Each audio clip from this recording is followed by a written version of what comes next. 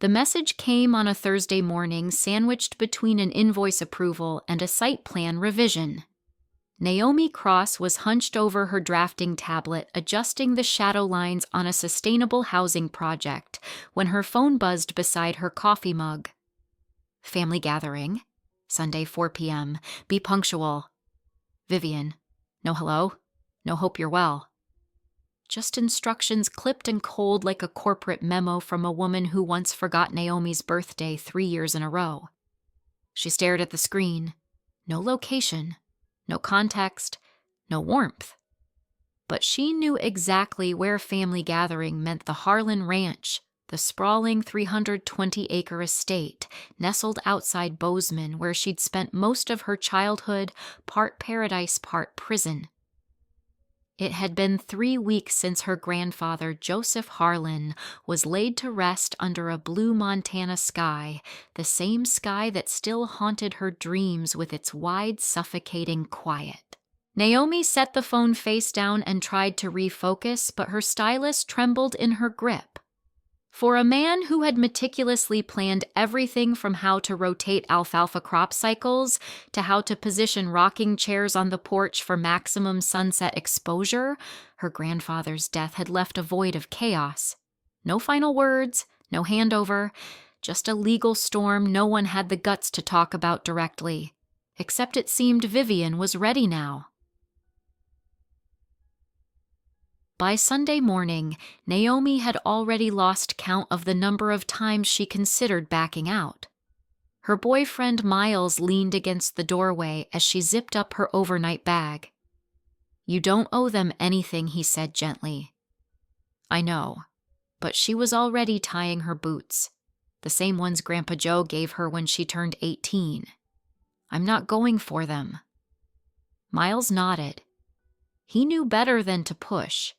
Instead, he pressed a thermos of peppermint tea into her hand and said, "Call me the second it gets weird."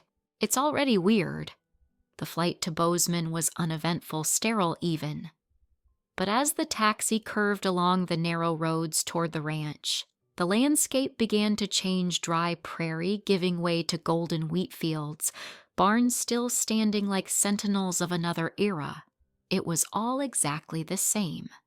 And yet it wasn't. The house emerged at the end of the drive, a massive craftsman-style structure with navy shutters wrap around porches and flower beds Joseph used to tend himself roses for show lavender for scent and mint, because it's humble and knows its place, he once told her. Naomi stepped out of the car, suitcase in hand. A breeze carried the faint scent of fresh-cut grass, and her mother's Chanel No. 5, Vivian's idea of subtlety. The porch swing creaked in the wind. No one ever sat there, not really. It was always for appearances. She climbed the steps, her boot heels clicking against the wood like a warning shot. The door opened before she could knock. Naomi, Vivian said with a tight smile as polished and lifeless as a showroom mannequin. "You're right on time." Naomi didn't respond. Her mother's eyes scanned her outfit: simple navy slacks, a black sweater, no makeup, hair in a loose bun. Understated, professional, unimpressed as always. Inside, the air was cooler than she remembered, tinged with lemon polish and antique linen. The living room looked staged: furniture, rearranged coffee table, cleared, family photos conspicuously absent. And there they were. Ashton, her younger half-brother, sat stiffly at one end of the couch, jaw clenched, arms crossed. His button-up shirt was a size too large, like he'd been caught off guard. Vivian perched on the edge of the love seat, ankle crossed over knee like a woman preparing for a country club negotiation. And in the center, flanking the fireplace like statues, were two strangers in charcoal suits, briefcases at their feet, hands folded over leather-bound portfolios. Naomi, Vivian repeated, gesturing grandly. "These are our estate advisors, Mr. Riddell and Mr. Grant. They've been helping us navigate the complexities of your grandfather's will." "Us." Naomi's jaw tightened. She nodded at the men but made no move to shake hands. One of them half rose, extending an arm. She ignored it and turned to Ashton instead. He avoided her gaze, staring into the fireplace like it held some secret code he couldn't crack. Naomi noted the redness in his eyes, but there were no tears. Just exhaustion. "Would you like some coffee?" Vivian asked sweetly, already reaching for the carafe on the silver tray behind her. Naomi sat in the nearest chair, an antique wooden one placed alone, facing the rest like a witness box. "No," she said, setting her leather folder across her lap. "I'd like to know why I'm here." "Because we're family," Vivian said, voice syrupy. "And your grandfather would have wanted us to work together." Naomi's stomach turned. The phrasing was too rehearsed, the room too curated. The silence that followed wasn't tension, it was strategy. This wasn't a meeting, it was a presentation. Naomi glanced toward the staircase that led to Joseph's study, still locked as far as she knew. The real heart of the ranch wasn't the land or the company, it was that room. She could almost hear his voice echoing through it, telling her to trust the math, not the mood. Mr. Grant opened his briefcase. "We've reviewed the terms of the will, of course, but as you're aware, the allocation raises concerns, specifically the singularity of your inheritance." Naomi didn't blink. He made his decision. Vivian's face hardened, the smile cracking at the edges. "Sweetheart, don't be defensive. No one is disputing that. We just think a more equitable arrangement could preserve family harmony." Harmony. Naomi almost laughed. These people had confused silence with peace her entire life, but Joseph hadn't. He'd seen it all, the spending, the manipulation, the way they treated the ranch like a piggy bank, and her like a barn cat, useful but disposable. "I came because you asked," she said finally. "Not because I owe you anything." Vivian leaned forward, voice dipping an octave. "Naomi, this is bigger than you. This is legacy, land, blood." Naomi met her eyes. "Then you should have respected his wishes." The silence that followed was not empty, it was packed. With anger, with fear, with the slow realization that Naomi Cross hadn't come to be convinced. She'd come to win. And she wasn't alone. Not this time. Naomi had never been the loud one. Not in school, not at home, not even at her own birthday parties where Vivian insisted on extravagant balloon arches and catering staff in white gloves. While Ashton wrestled for attention and her mother courted admiration like it was currency, Naomi had learned early on that power didn't always speak, it recorded. And no one had taught her that better than Joseph Harlan. She could still remember the exact day she earned her first ledger. It was summer, the air dry and buzzing with cicadas. She was 12, wearing hand-me-down jeans and a ball cap 2 sizes too big. Her friends were off at camp or glued to Nintendo controllers. Naomi had begged to follow her grandfather to the supply shed. He'd looked down at her, tall, lean, always in motion, and raised one grizzled eyebrow. "You think ranching is about horses and hay bales?" She shook her head, grinning. "Nope. It's numbers, logistics, scheduling." He smiled. "All right then." That afternoon, he handed her a dusty composition notebook with green grid lines and said, "Let's see what your brain can do with columns instead of crayons." She never looked back.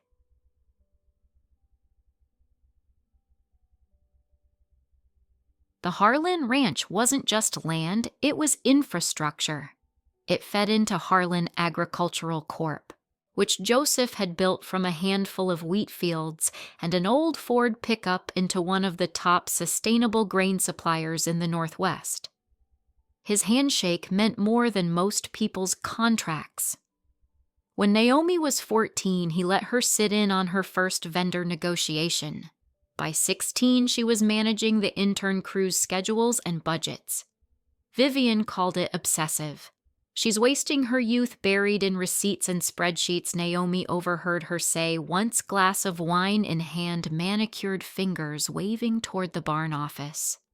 Joe's training her like an heir. It's creepy.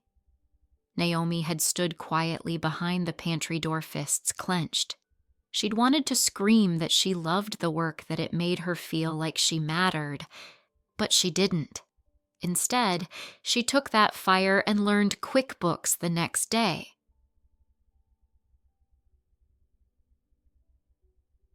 The contrast between Joseph and Vivian had always been stark. Where he was direct and pragmatic, she was all silk and strategy. She moved through life like a politician, speaking in we's that really meant me investing in optics instead of outcomes. Naomi had once overheard Vivian tell her second husband at a charity gala, "Joe builds barns. I build visibility." 3 months later, that marriage collapsed under credit debt and headlines. Vivian didn't understand Naomi's loyalty to the business or to the man who raised her. "He's not your father," Vivian once snapped, after Naomi canceled a spring break trip to help troubleshoot a supplier delay. "No," Naomi had said, "he's better."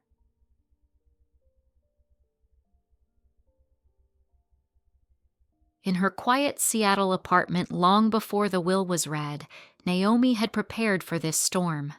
She knew the numbers. She knew what Joseph had built and what it took to protect it. What Vivian didn't understand, what Ashton never bothered to ask, was that the company wasn't about fortune. It was about function. She remembered Joseph explaining his philosophy while oiling the hinges on a grain chute.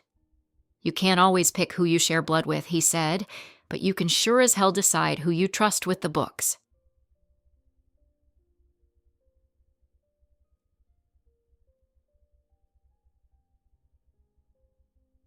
After he died, the silence in the house was different. Not just absence, it was disbelief. Vivian expected control, and when she didn't get it, she turned to noise. Naomi chose paper. She went back through old tax filings, joint venture contracts, deferred payments. Her grandfather's systems were tight, neat, almost obsessive. Every penny accounted for. But buried in a side drawer in the ranch office, she found what she'd been quietly dreading and expecting. Personal withdrawals.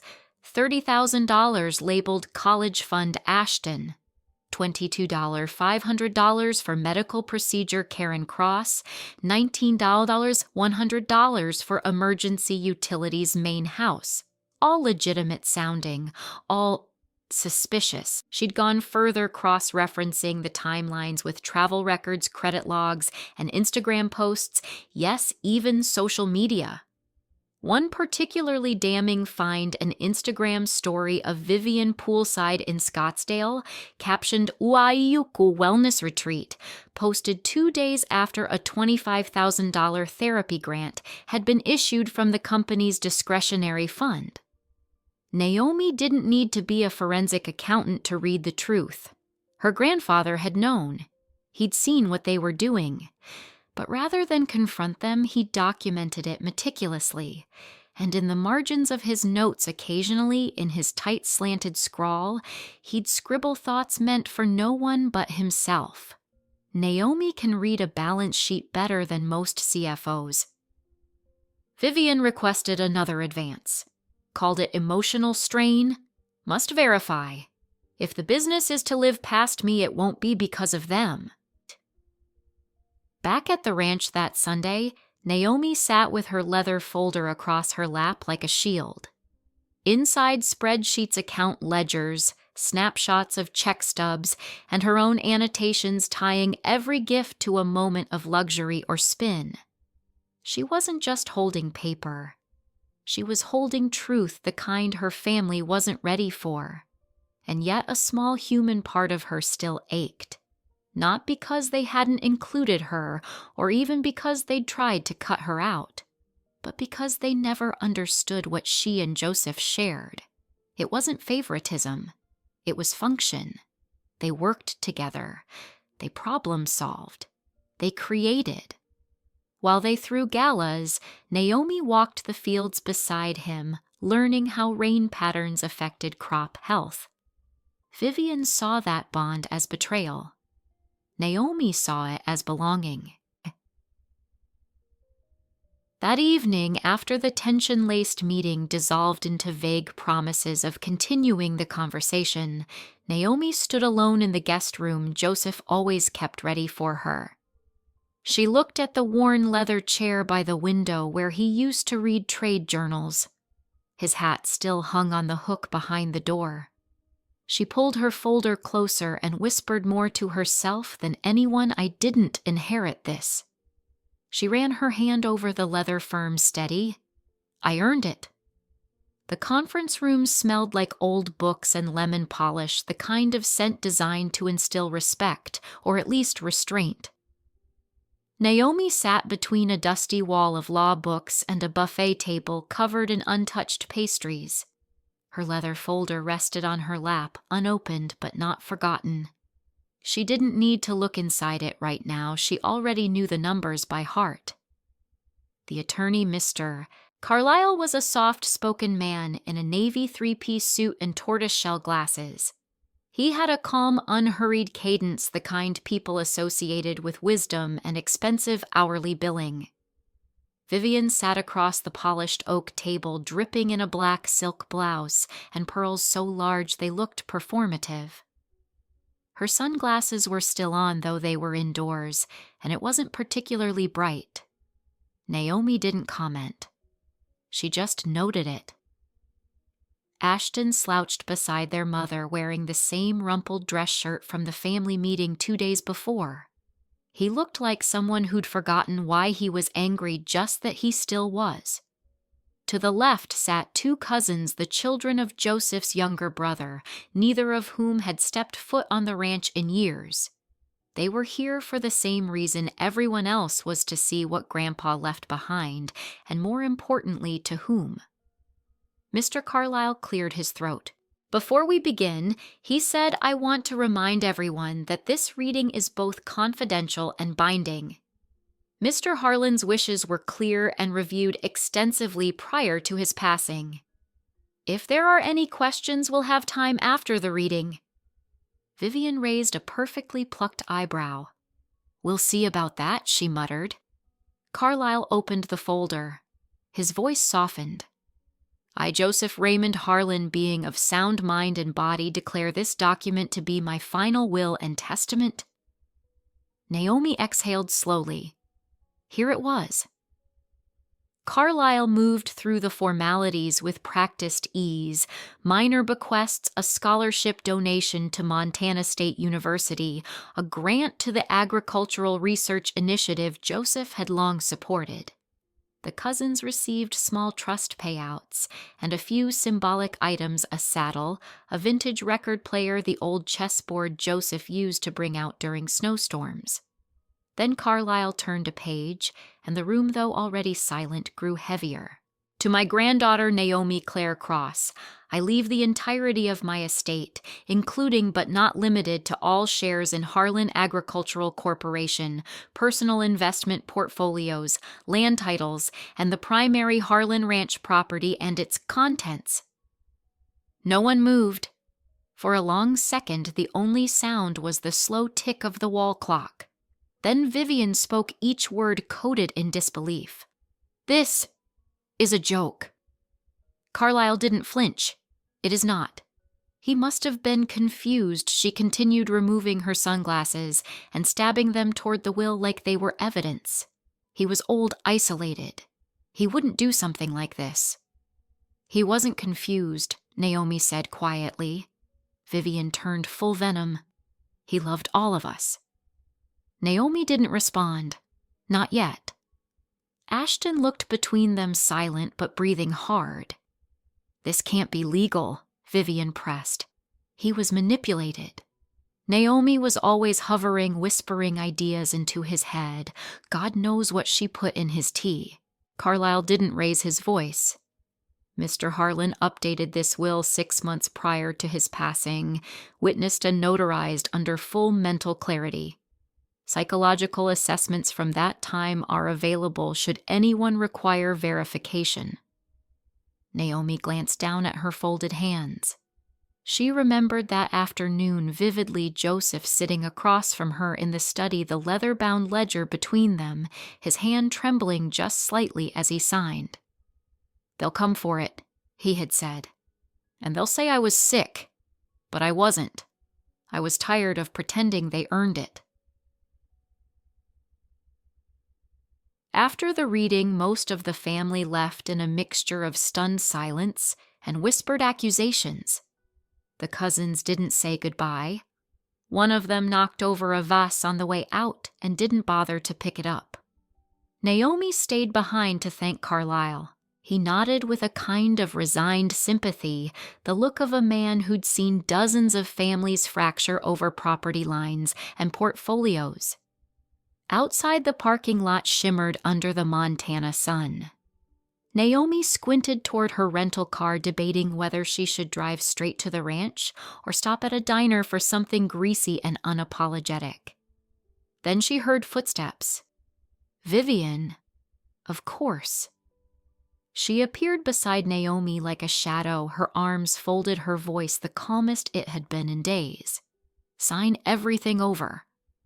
Naomi blinked. "Excuse me." Vivian stepped closer. "We can fix this. You give me power of attorney. I'll divide things evenly, fairly. You'll still get something, of course. But the company, the land, you know that wasn't supposed to be yours. Not all of it." Naomi's mouth went dry, not because she was unsure, but because she knew she had to say it right. "I need time to think."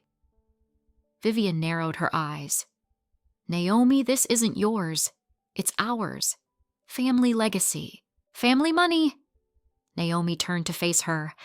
"That's not what Grandpa said." For a moment the mask slipped. Vivian's mouth opened, then twisted into something brittle. "He was manipulated. You spent too much time with him. He wasn't well." Naomi didn't flinch. He was lucid, intentional. "You know it. He didn't do this because he hated you. He did it because he trusted me." Vivian scoffed, but there was no real fire left behind it. "I held that business together," Naomi said, her voice rising just slightly. "I worked beside him. I didn't ask for his money, I earned his respect." "Can you say the same?" Vivian looked away, then back. Her voice turned soft, almost motherly. "You'll understand once you have kids. Family comes first." Naomi stepped backward. "You don't get to lecture me about family." Vivian's smile evaporated. They stood like that for a beat too long. Then Naomi turned toward her car. "Naomi," her mother called, her voice low, almost a warning. "This isn't over." Naomi stopped just long enough to reply. "No," she said. "It's just starting." That night the calls began. Naomi silenced her phone after the third voicemail, but they kept coming. Messages from people she hadn't spoken to in years, Vivian's friends from her charity circuit, former family acquaintances, even a neighbor from her middle school years. "Your mother always spoke so highly of you. This is disappointing. Joseph would never have wanted you to isolate yourself like this. Think of Ashton. He's family too. Disappointment." That word showed up a lot, as if she'd failed them by following Joseph's wishes, as if family meant compliance. At 1:43 a.m., Ashton finally texted. Just one word. "Why?" Naomi lay in bed staring at the ceiling. She could explain. She could show him every ledger, every grain shipment he never cared to look at, every long night she spent on the phone trying to renegotiate supplier rates during drought seasons. But he wouldn't hear it. Not yet. Instead, she replied with a single sentence. "When you're ready to see the truth, I'll be here." She didn't sleep that night, but she wasn't afraid either. By Monday morning, Naomi's voicemail was full. Her inbox held 28 unread messages, and her text thread with her mother had ballooned into a relentless cascade of guilt-laced rhetoric. The most recent text arrived at 6:17 a.m. alongside a photo of Vivian lounging on a beige patio chair, a mojito in hand surrounded by catalog-perfect cushions. Caption: retail therapy through grief. Self-care. Naomi stared at it blankly from her breakfast table, her tea growing cold. Moments later, another message followed Vivian. Also, I can't cover the power bill this month. The accounts are still frozen. Thought you should know, sweetie. That was the moment Naomi opened her laptop and created a folder titled Harlan Estate, Pressure Campaign. She began dragging screenshots into it, texts, voicemail transcripts, social media posts. Not because she wanted to go to war, but because her instincts told her this wasn't going to stay civil. Not with Vivian. Not with the family. By noon, she had 8 subfolders each named after a different relative. The first call came from someone Naomi hadn't heard from in a decade. Francine, the voice crackled.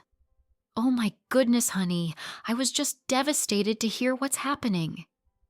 "It's Naomi," she corrected quietly. Right. Naomi. "Listen, your mother has always spoken so glowingly about you. This whole mess, it's so out of character. You were always such a good girl." Naomi looked at her reflection in the microwave door, face unreadable. "Thanks for calling," she said, and hung up. Aha! By Tuesday, the messages changed tone. The subtle guilt gave way to desperation. "Ashton Mom says you're going to sell the land. Are you Vivian? If I lose the ranch house, Naomi, it's on you. Karen cousin. We're still your family. Please don't let this ruin everything Grandpa built." Naomi didn't reply to any of them. Instead, she opened her calendar and scheduled a meeting with Tessa Lynn, the probate attorney Miles had recommended. Angela Dwyer had an office above a florist shop downtown. The lobby smelled like eucalyptus and fresh earth. No glass conference tables, no high-backed chairs designed to intimidate, just warm lighting, potted ivy, and the hum of a small tabletop water fountain. Angela was in her early 40s, with tortoiseshell glasses, a sharp bob, and the kind of calm that came from years of seeing the worst in people and not flinching. Naomi liked her instantly. They spent an hour going over everything: the will, the family's reactions, the mountain of messages. Angela leaned back, fingers steepled. "You're already in the middle of a coordinated pressure campaign," she said, voice steady. "This is textbook guilt confusion, emotional leverage, social manipulation. They want you to doubt yourself before lawyers even get involved." Naomi nodded. "I don't want to fight them. I just want them to stop." Angela smiled gently. "Then we prepare, just in case." She outlined a plan. "Keep documenting everything. Do not sign any document regardless of how friendly it appears. No verbal agreements, no family meetings without witnesses. Never meet them alone if avoidable. And most importantly," Angela added, "you are not wrong. This isn't a power grab. It's a transfer of responsibility that your grandfather intentionally designed. Your job is to honor that." Naomi exhaled, something inside her loosening. "Okay."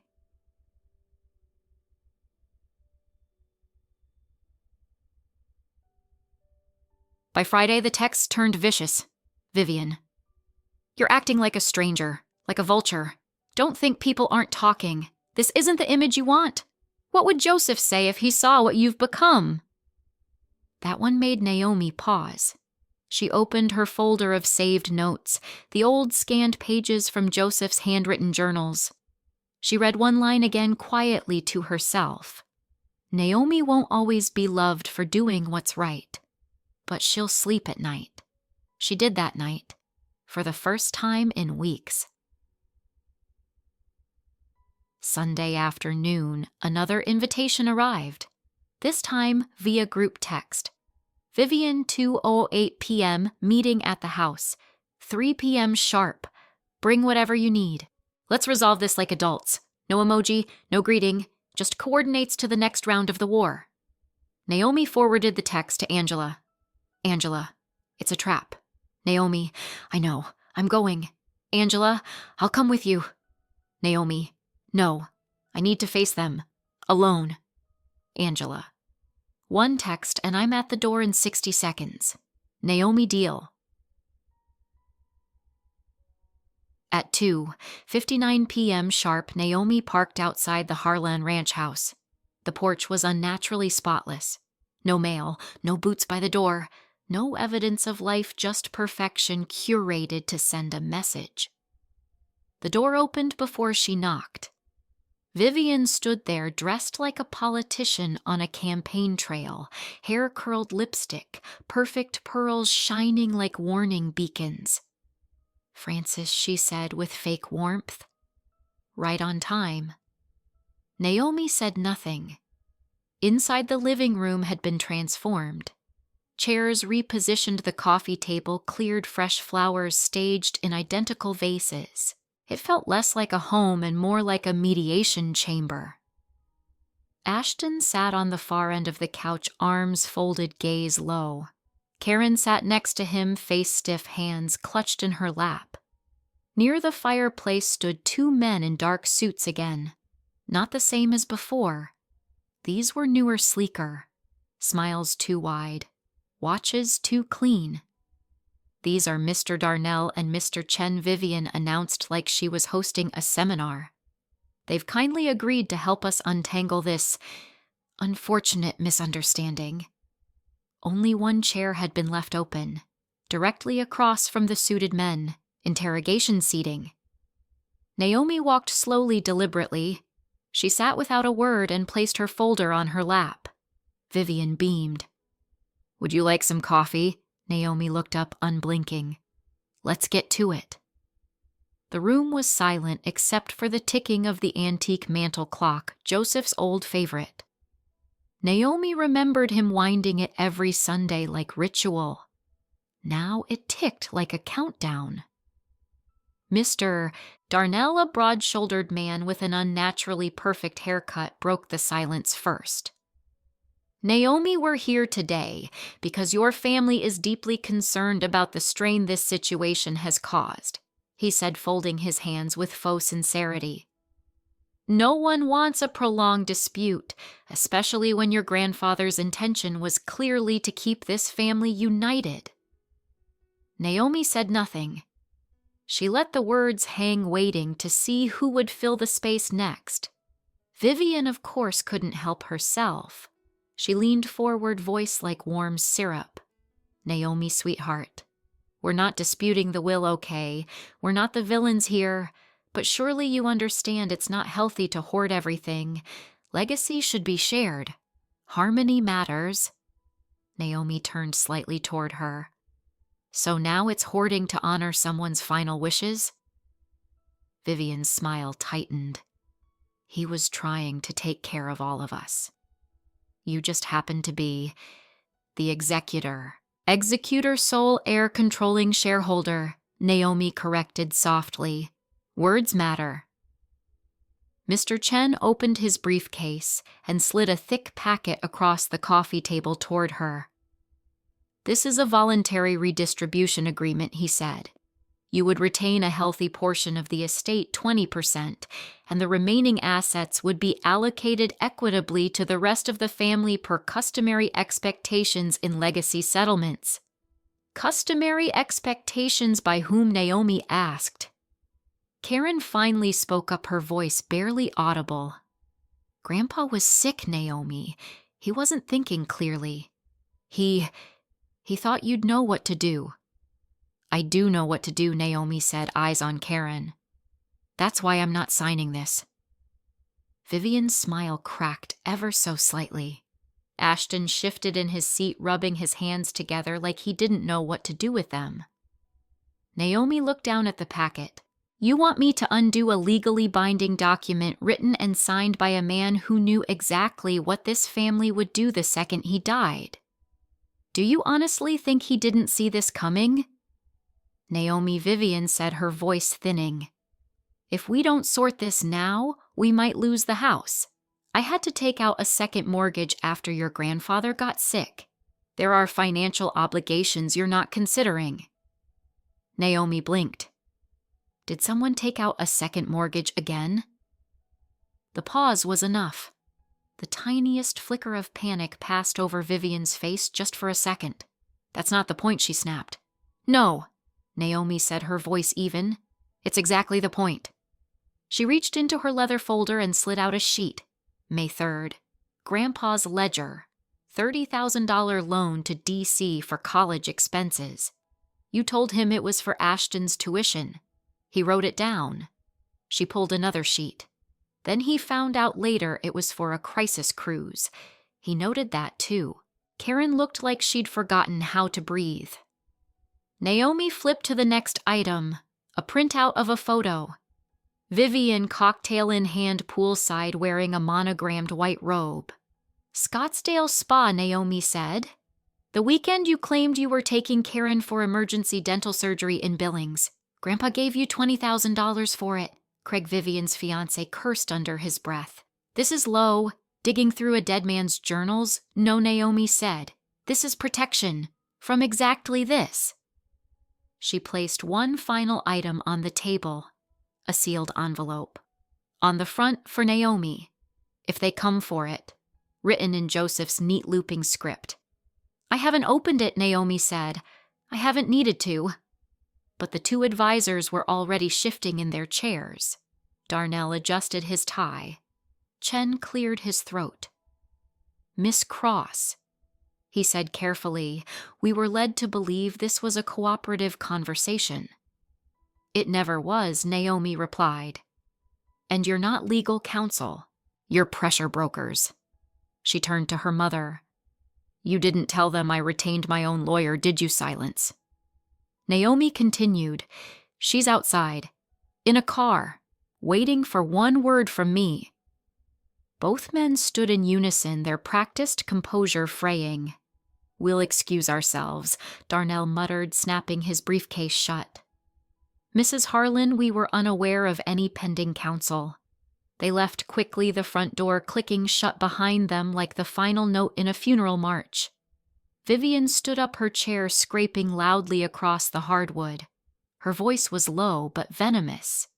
You ungrateful little Naomi slid one last page across the table before her mother could finish. May 8th. You told Grandpa Rachel needed emergency dental work. He gave you $20,000. But Rachel was in Mexico with her girlfriend that weekend. Karen, she turned you were in Scottsdale. You posted the monogrammed robe. I remember it. Karen went pale. Vivian's mouth opened, but no sound came out. Craig stepped forward, chest puffed. You're tearing this family apart. Naomi raised her phone. This conversation has been recorded. From the moment I stepped through the door. He stopped mid-step, frozen. Then softly behind them, Ashton stood. Everyone turned. Even Craig. I didn't know Ashton said. His voice was low but resolute. About the cruise, or the spa, or the money. He looked at Naomi. She told me you were selfish, that you'd twisted Grandpa against us. He turned to his mother. But you lied, over and over again. Vivian's face darkened. Ashton, sit down, no. The word hit the room like a bell. He turned back to Naomi. Can I come with you, Naomi? Nodded, the tension in her shoulders softening. Let's go. Craig stepped forward again. You walk out that door and you're dead to this family. Naomi raised her phone again, her expression flat. Say that a little louder. He stopped. Again. They left in silence. Angela was already stepping out of her car when they reached the driveway. You okay? She asked, eyes moving between Naomi and Ashton. He's with me, Naomi said. Angela opened the door. Then let's go. Behind them, the house remained still. Then a sudden slam. The front door. So hard the porch light flickered. But Naomi didn't look back. Not this time. They didn't speak much on the drive back to Seattle. Ashton sat in the passenger seat of Naomi's SUV, staring straight ahead, his hands balled loosely in his lap. Occasionally, she'd glance over and see his fingers twitch like he was trying to work something out in his head, but couldn't find the start of the thread. Naomi didn't press him. She knew what it felt like to have your family turned inside out and realize that maybe you'd been lied to longer than you'd been loved.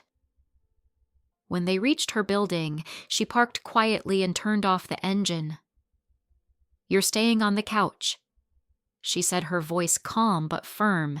"It folds out. Sheets are clean." He nodded. "Thanks." Inside the apartment was quiet sunlight pouring in through the blinds, the faint smell of peppermint from a candle long extinguished. It was a small space, but it had always felt like hers. Safe, steady, private. Ashton dropped his duffel next to the couch and sat on its edge like he wasn't sure he belonged. Naomi made tea. He drank it without a word. She opened her laptop, checking on a pending project for a community housing site, then closed it again. Neither of them had the energy for small talk, and the silence that settled between them wasn't heavy. It was healing. He looked around at her shelves, minimal but intentional. Books on architecture, soil conservation company ledgers. A photo of her and Joseph at the county fair, arms around each other, his Stetson crooked on her head. "I forgot how much time you two spent together," he murmured. She didn't answer. He glanced down into his mug. "I used to think you were just trying to impress him, like you were competing for his approval or something." Naomi tilted her head, curious, and now Ashton shrugged a slow, reluctant gesture. "Now I think I was just jealous he never looked at me the way he looked at you." She softened a little but didn't move closer. "I wasn't perfect," she said. "I just showed up. Every day." He nodded. "I didn't. They let that truth hang."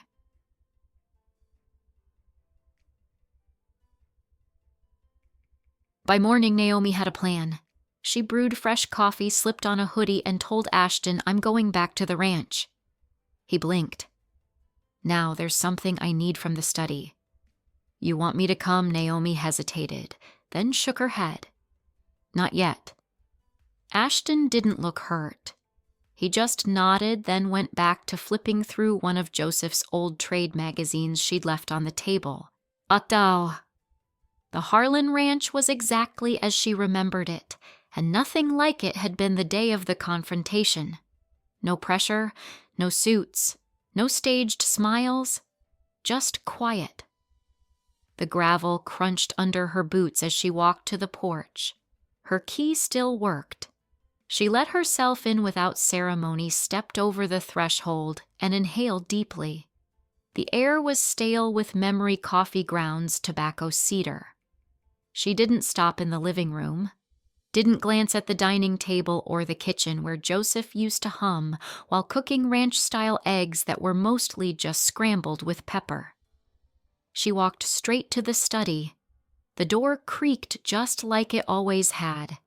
Inside, dust hung in shafts of morning light. Joseph's desk sat undisturbed, his reading glasses folded beside a half-finished crossword. Naomi circled it slowly, fingers trailing the edge like she was reacquainting herself with a friend. Then she opened the center drawer. The journal was right where she'd left it, bound in brown leather edges, fraying. She flipped through it slowly. Names, numbers, notations, quiet thoughts written in margins. Then she saw it. A note scribbled in his familiar sharp hand. "Naomi has what Vivian never learned: restraint. Clarity. If she chooses to lead this business, may survive me. If she chooses to love it, it may outlive us both." Naomi stared at it for a long time. Not because she needed validation, but because she wanted to feel the weight of what she'd inherited, not just the land or the company, but the trust, the responsibility. Later that afternoon, she met Angela for lunch at a quiet cafe downtown. She brought the journal. Angela read the pages without speaking, flipping slowly, her expression shifting from neutral to impressed to something almost like pride. "We'll file this as supplemental documentation with the probate court," she said, closing the journal carefully. "It reinforces his mental clarity and his intent. It also shuts down any future claims of coercion or confusion." Naomi nodded. Also, Angela continued pulling out a file of her own. "You mentioned wanting to set something up for Ashton." Naomi skimmed the papers. An educational trust, modest but unrestricted, enough to cover his tuition and basic expenses without leaving him beholden to the family's toxic dynamics. She signed without hesitation. Angela smiled. "This is clean, fair, generous." "It's what Joseph would have wanted," Naomi replied. "Not strings, just chances." That evening, she returned home to find Ashton sitting cross-legged on the couch, reading an old proposal about eco-friendly grain packaging Joseph had once drafted. "You know," Naomi said from the doorway, "he always wanted to transition the business into sustainable materials, eco-lumber, thermal, concrete, compostable packaging. But the board wouldn't move fast enough." Ashton looked up surprised. "He used to rant about it during dinner." "I remember," Naomi smiled faintly. "So I've been thinking, what would you say to an internship?" He blinked. "Seriously real work," she said. "No shortcuts, no nepotism. You'll earn your way just like I did." He stared at her for a second, and then a slow, genuine smile spread across his face. "Yeah," he said softly. "I'd like that." She walked into the kitchen, poured 2 mugs of cold tea, and handed him one. They clinked their mismatched cups together in quiet agreement. It wasn't the kind of legacy their mother would ever understand. It was better. The next morning, Naomi returned to the ranch alone. No suitcase, no folder, just her leather-bound journal, a worn keychain, and a thermos of black coffee. She parked in the back behind the old equipment barn, away from the gravel loop where visitors used to arrive. She didn't want to be seen, not by curious neighbors, not by opportunistic cousins, not even by herself in the mirror. The place still looked frozen in time, like a stage set after the actors had gone home. The porch swing creaked lazily in the breeze. The gate latch stuck just like it always had. A wind chime by the kitchen window tinkled gently, one Joseph had made from old irrigation valves and copper tubing. Naomi walked straight through the house, barely noticing the silence anymore. She wasn't here to revisit pain or prove a point. She was here to reopen the one room that had always mattered more than any boardroom or title deed, her grandfather's study. The wood-paneled walls, the antique filing cabinets, the overhead fan that hummed in its rhythmic wobble, it was all exactly as he'd left it. She closed the door behind her and leaned against it. This was the heart of Harlan Ranch. Not the grain silos, not the acreage, not the balance sheets. This room, this organized chaos of papers, maps, and quiet discipline was where Joseph had built an empire with nothing but numbers and values that couldn't be bought. She stepped to the bookshelf. Second shelf left side, a small compartment behind the tax archives. She knew it was there because Joseph had once shown her briefly, almost as a joke. "Every Harlan needs a vault," he'd said with a wink, "even if it only holds wisdom." Naomi slid the panel aside and found the small leather box inside. She took it out with reverence. Inside were old flash drives, a sealed envelope, and a key she didn't recognize, brass stamped with the initials GHF. She set it aside and opened the envelope first. It was a letter, handwritten but not fragile. Joseph's penmanship was still bold, steady. He hadn't been sick yet when he'd written this. Naomi, if you're reading this, it means they came for it. I knew they would. I didn't raise you to run, though. I raised you to know your worth and stand your ground without shouting. You've done that. I'm proud of you. I know this hasn't been easy, but the work that matters rarely is. You don't owe them your peace. You don't owe them your silence. You owe them nothing except the truth and that you've already given. If you choose to lead, this company will thrive. If you choose to walk away, I'll understand. But if you stay, build the future we never got to finish. You have the tools, and you have something no one else does: clarity, discipline, love. Whatever you do, don't do it to prove a point. Do it because it's yours. Joseph. Naomi read the letter twice, then a third time. By the end, her hand was trembling not with fear or anger, but something gentler, something more enduring. Conviction.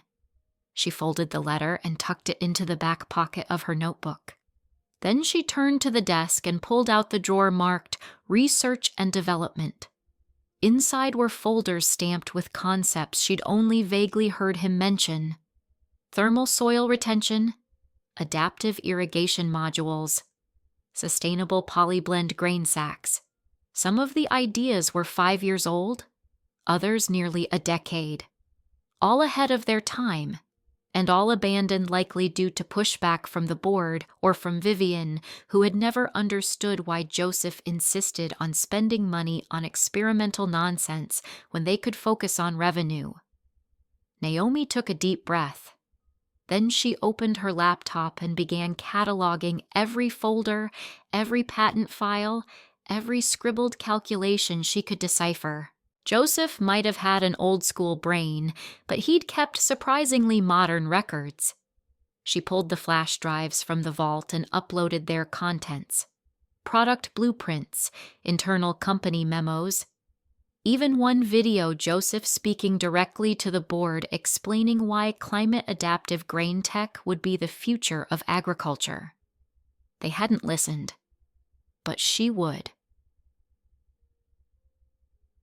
That afternoon, Naomi met Angela again, this time in the back patio of a quiet downtown cafe. They sat beneath a vine-covered pergola, Naomi's notebook open between them, the brass key resting beside her tea glass. "What's that from?" Angela asked. Naomi shook her head. "No idea yet. But I'm guessing it's not just sentimental." Angela flipped through the notes, tapping a file labeled Harlan Green Horizons Initiative.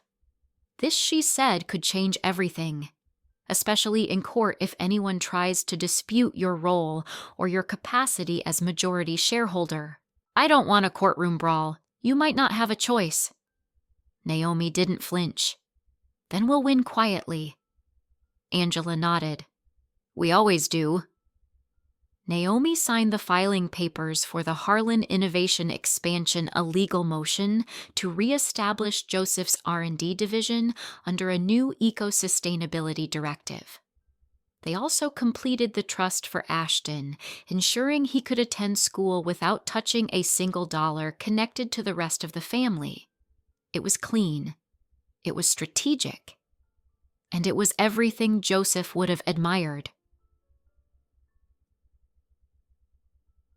When Naomi returned home, Ashton was sitting on her couch typing something furiously on his laptop.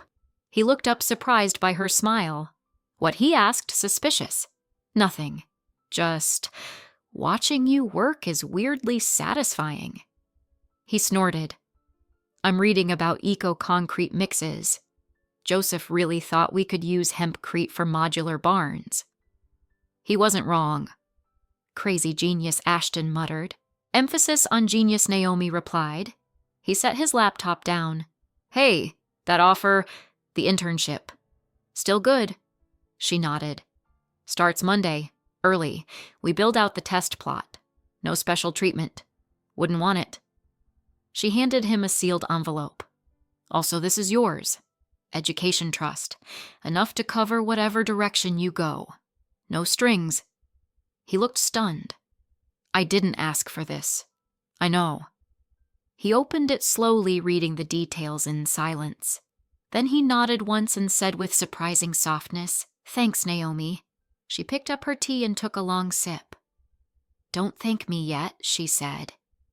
"You're not officially hired until you learn how to fix the irrigation system without flooding the North Field."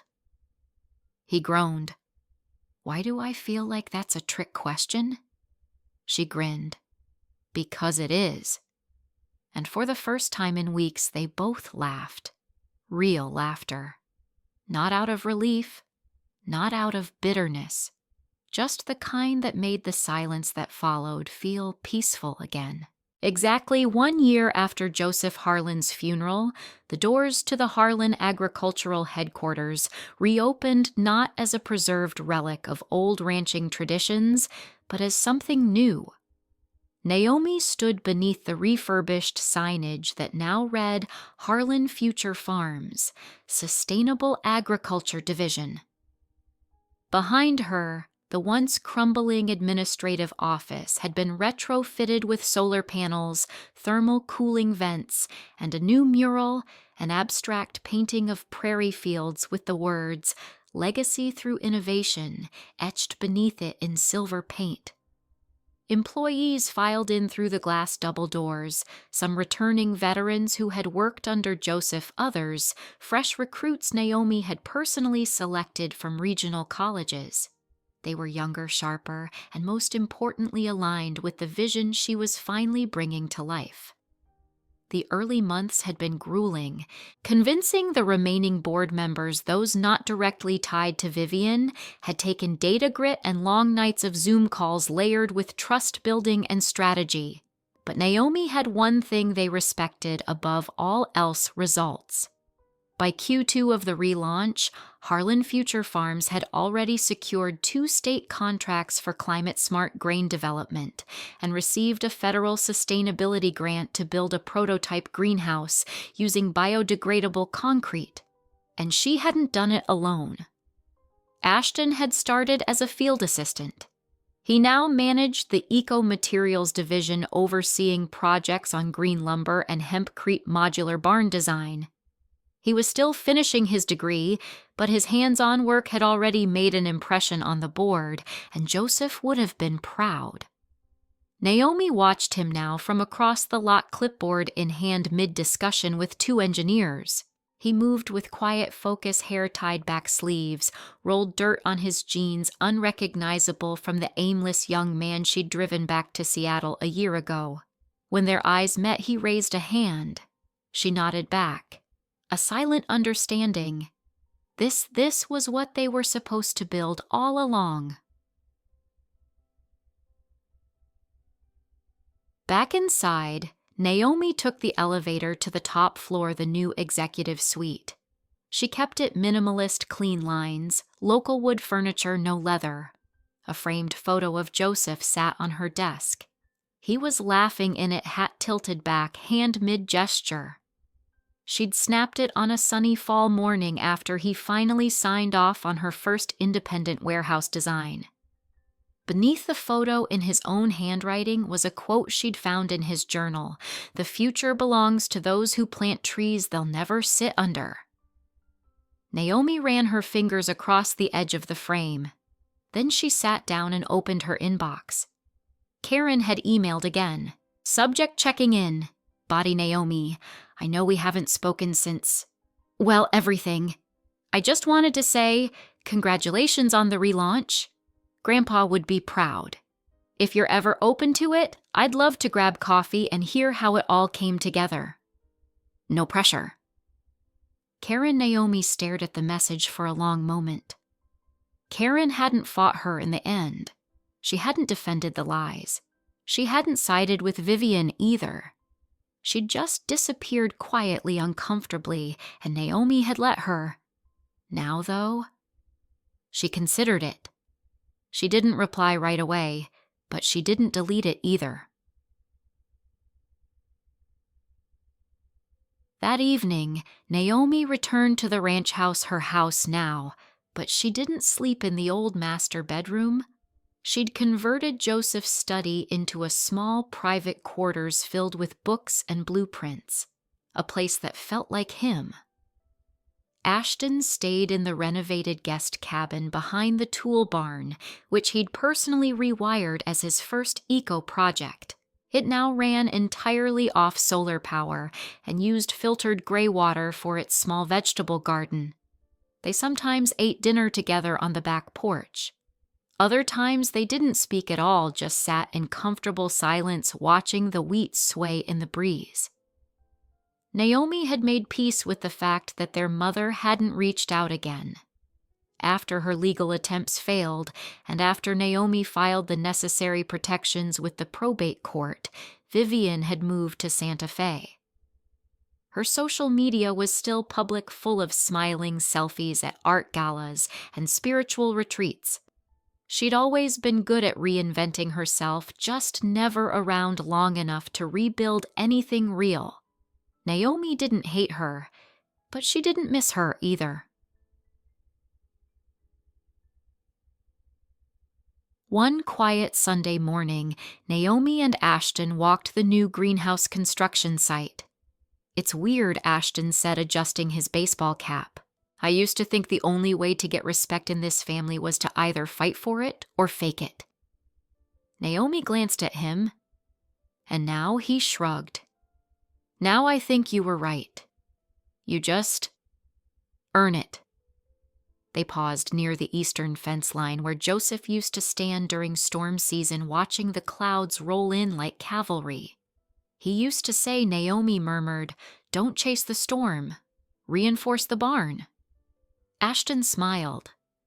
"I thought that was about insurance." Naomi shook her head. "It was about everything." They stood in silence for a long time. Then Naomi said, "He left us more than just land." Ashton nodded. "Yeah, he left us a shot." Later that night, Naomi sat in her study, a cup of rooibos tea cooling beside her, and opened her journal. She flipped to the back past scribbles and notes and began writing a letter, not one to be sent, one just for her.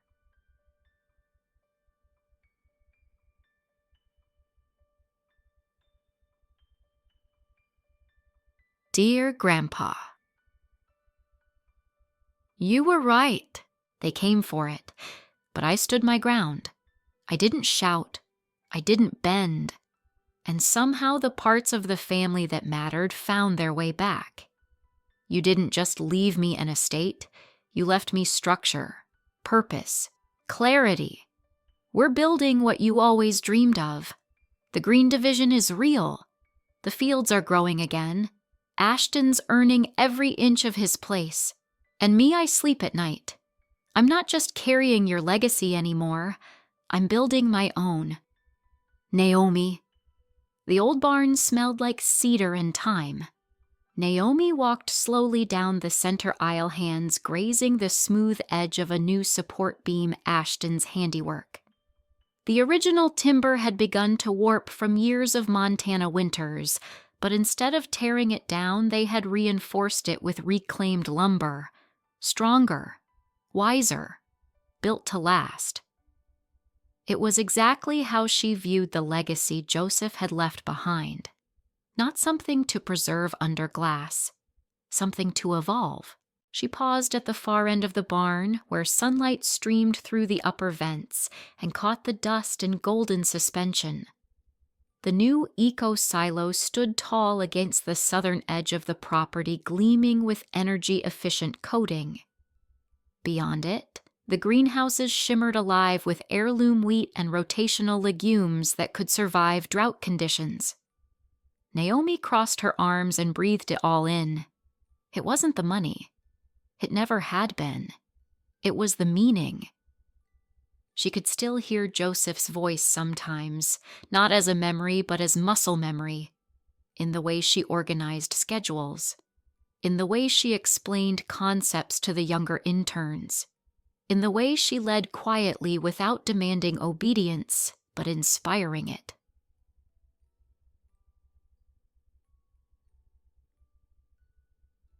That evening, she returned to the study one last time.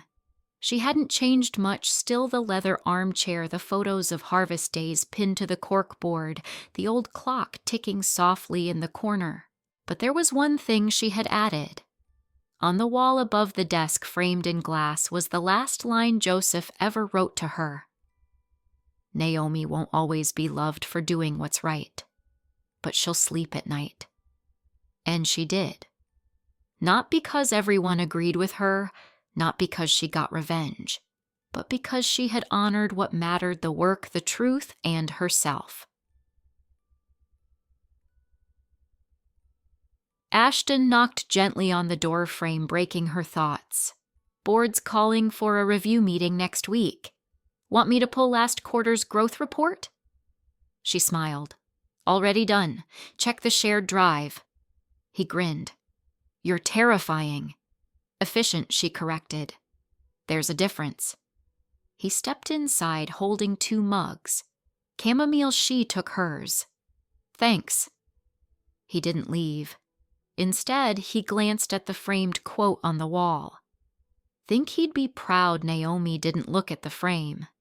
She looked at Ashton, his hands calloused from real work, his eyes steadier, his voice more sure. He already was, she said.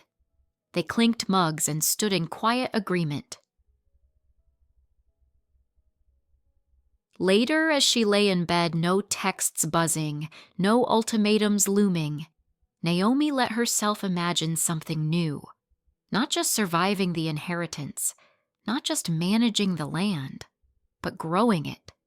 Not for Vivian, not to prove anything to the board, not even for Joseph, but for the young woman who had once sat in this very house with a ledger in her lap and a head full of columns. She had chosen to stay. She had chosen to lead. And now the legacy didn't just have her name on the papers. It had her fingerprints on the future.